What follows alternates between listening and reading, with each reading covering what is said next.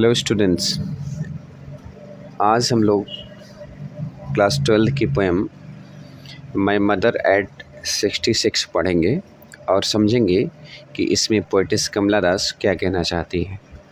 इस पोएम को कमला दास जी ने लिखा हुआ है और इसको उन्होंने अपनी मदर को डेडिकेट किया हुआ है। कमला दास जो कि इंडियन राइटर हैं, she was born in Kerala में उनका जन्म हुआ था। मालाबार एक जगह थी और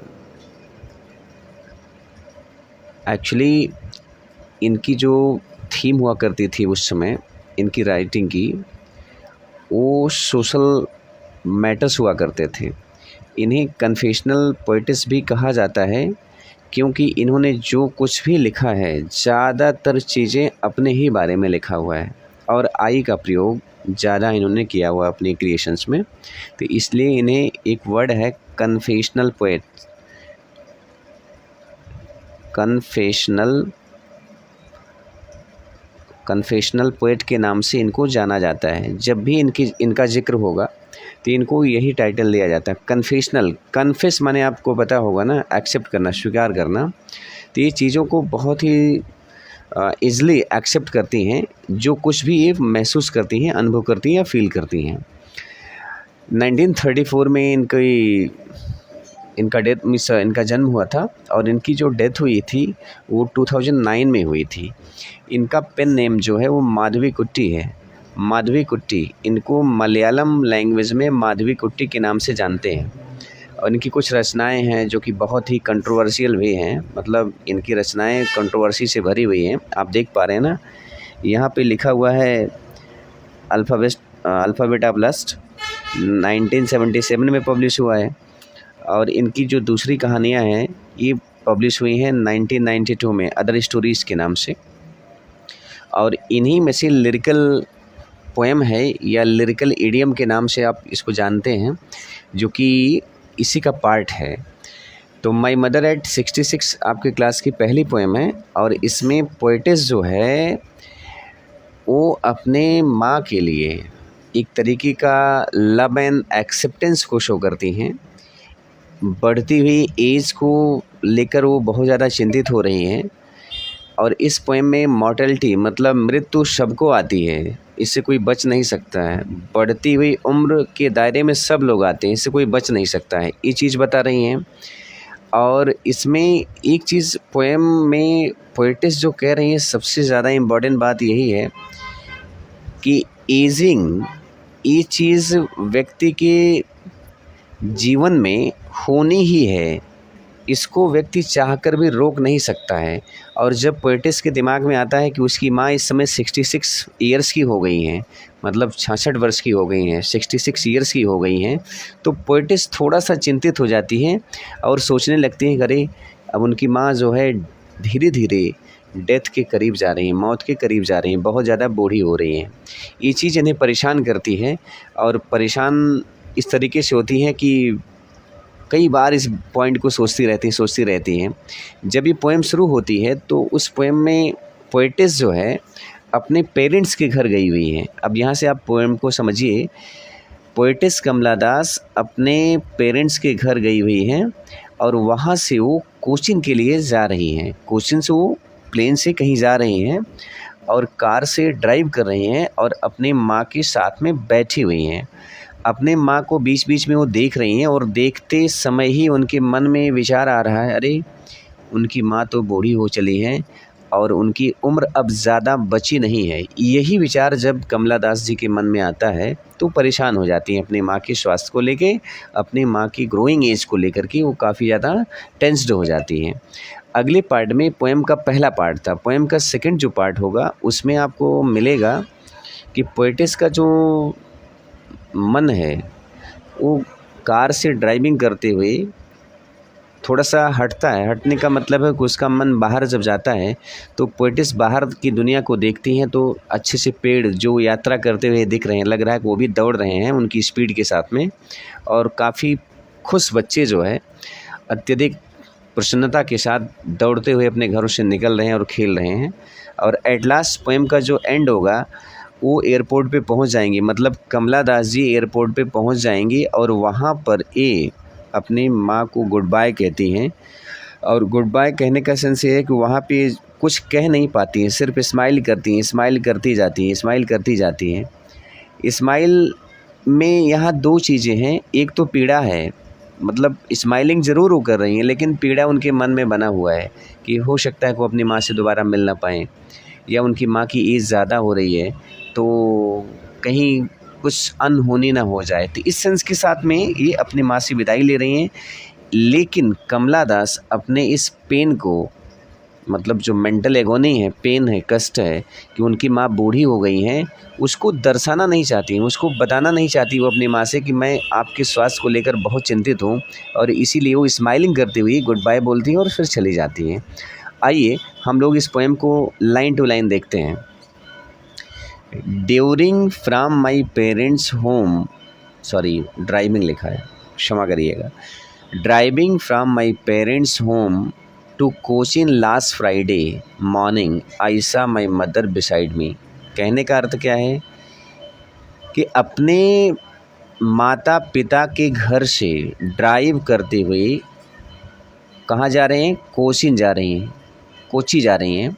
लास्ट फ्राइडे को मॉर्निंग का समय है, अर्थात वो कहना चाहती हैं लास्ट फ्राइडे को वो अपने पेरेंट्स के घर से कोची के लिए रवाना हुई थी, जा रही थी अपने कार से।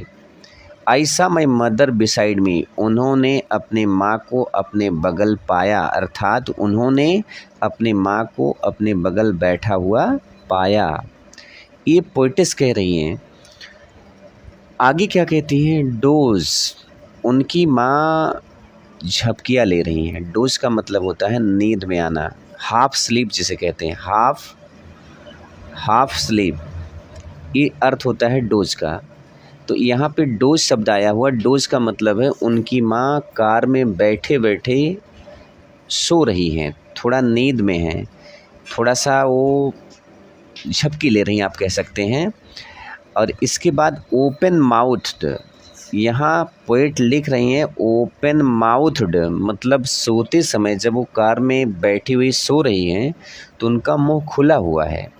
हर फेस एशन like that of a cop, यहाँ पे ध्यान देने की ज़रूरत है। हर फेस वो मीन्स हर फेस एशन like that of a corpse, corpse माने होता है डेड बॉडी, एशन माने राख की तरह, लाइक ऐश।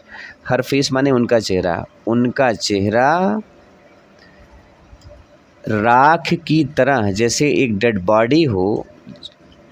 बॉडी हो और वह जला दी गई हो, उसकी जो राख है उसकी भांति मालूम पड़ रही है। अर्थात हर फेस एशन like that of a corpse, उनके चेहरे की कांति चली गई है और उनका चेहरा एक डेड बॉडी के चेहरे की भांति दिखाई पड़ रहा है।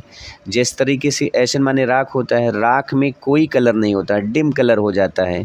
वो कहना चाहती हैं कि उनके माँ के चेहरे पर इसमें कोई भी लाइट नहीं, कोई ग्लो नहीं है, कोई कांति नहीं है। And realized with the pain, और वो महसूस करती हैं दर्द के साथ, दैट की she was as old as she looked, कि वह उतनी ही बूढ़ी दिखाई पड़ रही हैं जितनी हैं। अर्थात वो कितने साल की हैं? 66 ईयर्स की हैं, 66 ईयर्स की हैं और उतने ही वर्ष की वो बूढ़ी दिख रही हैं। But soon put that thought away, मैंने कहा था शीघ्र ही नरेटर मीन्स पोएट इस विचार से दूर हो जाती हैं। And looked out at young trees sprinting, और वो बाहर देखती हैं, कार के बाहर देखती हैं, छोटे छोटे वृक्षों को देखती हैं जो उनके साथ स्प्रिंटिंग, स्प्रिंटिंग का मतलब दौड़ रहे हैं। स्प्रिंटिंग का मतलब क्या है? दौड़ रहे हैं। इसकी मीनिंग है स्प्रिंटिंग की। Merry children spilling out of their homes, merry माने खुश, प्रसन्न, चिल्ड्रन बच्चे, स्पिलिंग आउट माने दौड़कर बाहर आ रहे हैं, ऑफ देयर होम्स बहुत ही खुश बच्चे अपने घरों से दौड़ते हुए बाहर निकल रहे हैं। But after the airport security check, लेकिन एयरपोर्ट पर सिक्योरिटी चेक के बाद क्या होता है? Standing a few yards away, वो कहती हैं कि अब वो एयरपोर्ट पे पहुंच गई हैं। एयरपोर्ट पे पहुंचने के बाद में क्या होता है कि वहाँ सिक्योरिटी चेक होता है। सिक्योरिटी चेक का मतलब क्या है कि एयरपोर्ट पे जो है पहुंच गई हैं, वहाँ जो सिक्योरिटी फोर्सेस होती हैं वो सिक्योरिटी के लिए जो चेकिंग होती है उसको करती हैं। Standing a few yards away, अब कमला दास अपने माँ से कुछ दूरी पे खड़ी हुई हैं। I looked again at her, उन्होंने अपने माँ को फिर से देखा।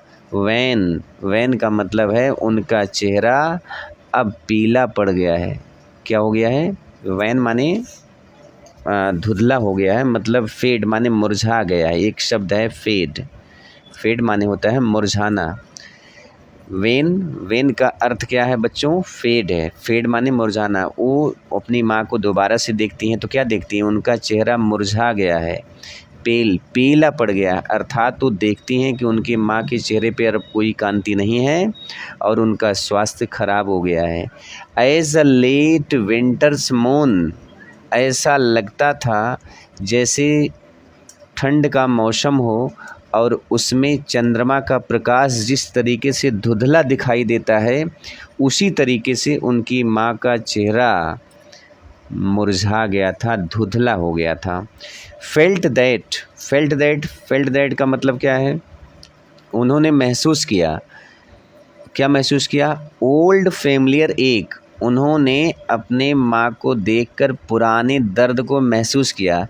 अर्थात जब कमला दास छोटी थी तो अपने माँ को जब देखती थी तो उन्हें खोने से डरती थी, वो उनके मन में होता था कहीं उनकी माँ की डेथ ना हो जाए। आज फिर से वही पेन वो महसूस कर रही हैं। माई चाइल्डहुड्स फियर, इनके बचपन का डर क्या था कि कहीं ये अपने मदर को खो ना दें। आज वही डर इन्हें फिर से सता रहा है। उम्मीद है कि आप समझ पा रहे हैं इसमें पोइट क्या कहना चाहती हैं। पोइट ये कहना चाहती हैं कि वो अपने माँ के चेहरे को देखकर अत्यंत परेशान हो रही हैं। परेशान होने का क्या सेंस है? उस डर रही हैं कि आने वाले समय में कहीं ऐसा ना हो कि वो अपने मदर को खो दें, इसलिए यही चाइल्डहुड का डर इनका है। आपसे क्वेश्चन एग्जाम में पूछा जा सकता है कि what was the fear of the poet Kamala Das childhood, तो आपको क्या लिखना होगा? When Kamala Das was very young she had a fear of losing her mother, तो उनके बचपन का डर यही है कि कहीं वो अपने मम्मी को खो ना दें, अपनी मदर को खो ना दें। आज वही डर उन्हें फिर से सता रहा है।